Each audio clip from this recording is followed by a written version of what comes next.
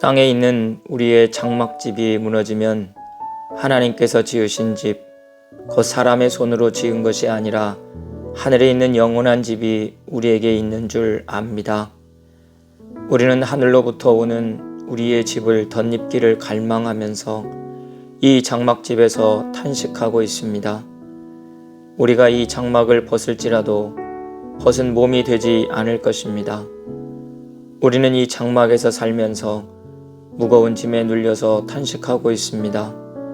우리는 이 장막을 벗어버리기를 바라는 것이 아니라 그 위에 덧입기를 바랍니다. 그리하여 죽을 것이 생명에게 삼켜지게 하려는 것입니다.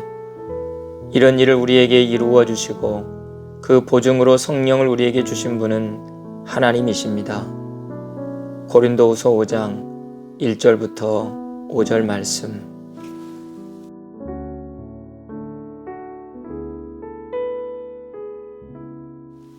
덧입는 삶.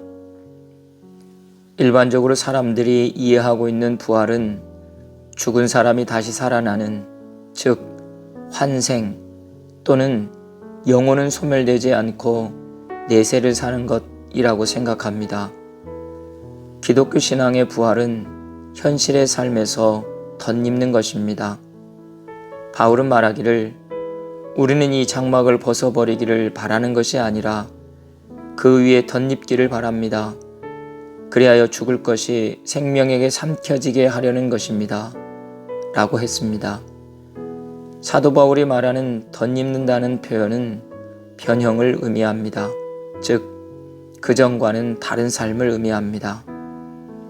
우리 그리스도인들은 죽은 후에 다시 살아나는 것을 믿느냐, 믿지 않느냐는 문제로 갈등하고 고민하는 사람들이 아닙니다. 우리는 이미 현실에서 부활의 삶을 살아가고 있는 사람들로 삶의 방식이 다른 사람과는 다르게 됩니다. 우리는 부활하신 예수 그리스도를 만나고 난 후부터 부활의 삶을 살아가고 있습니다. 우리가 살고 있는 부활의 삶은 이 현실을 넘어서 영원히 지속되고 마지막 때에 온전한 부활의 삶으로 나타나게 될 것입니다. 덧입는 삶, 즉 변형된 삶이란 예수 그리스도의 은혜와 하나님의 사랑 그리고 성령의 능력으로 이루어집니다. 예수께서 부활하신 후에 그전과 같이 제자들과 갈릴리 지방을 다니면서 귀신을 쫓아내고 병자를 치료하시며 복음을 전파하시지 않았습니다. 부활하신 예수님은 시간과 공간을 초월하시어 만물을 새롭게 하시는 창조의 역사를 이루어 가십니다. 예수님의 부활로 우리에게는 덧입는 삶의 길이 열렸습니다. 전적으로 하나님의 은혜로 열렸습니다. 덧입는 삶은 보이지 않는 영원한 것에 대한 희망으로 살아가는 삶입니다. 그래서 고난 속에서도 좌절하지 않고 어떤 역경 속에서도 희망을 갖고 살게 됩니다. 사람에게는 누구나 영원한 것에 대한 동경이 있습니다. 그 동경은 현재와는 전혀 다른 새로운 삶에 대한 것입니다. 그러한 새로운 삶으로 길이 열렸습니다. 사람들이 품고 있었던 동경이 유토피아가 아닌 현실이 됨과 동시에 하나님의 약속으로 되어 있습니다.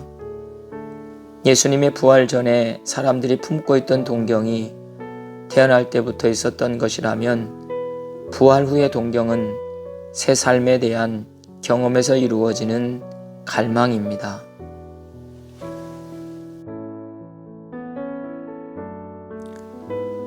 사랑하는 주님, 주님의 이름을 소리 높여 찬양합니다.